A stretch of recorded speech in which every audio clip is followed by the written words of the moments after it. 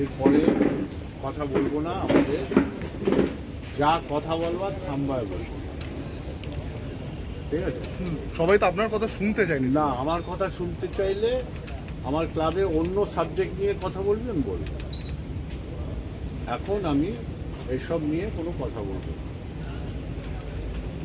তোরা দাঁড়িয়ে আছিস, সরি, কিন্তু আমার কিছু করার নেই, বলবো না।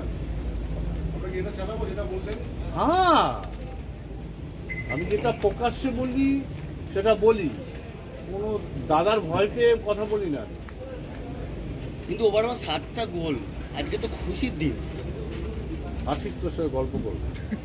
সমর্থক হিসেবে কিভাবে দেখলে ম্যাচটাকে আজকে? না, আমি সমর্থক হিসেবে দেখতে পারি না এখন। আমি বললে অফিসিয়ালি বলতে হবে। তোমার এই ম্যাচুরিটি হওয়া উচিত, আরও ম্যাচিওর হও, তারপর কথা বলবো। ওকে, গুড নাইট।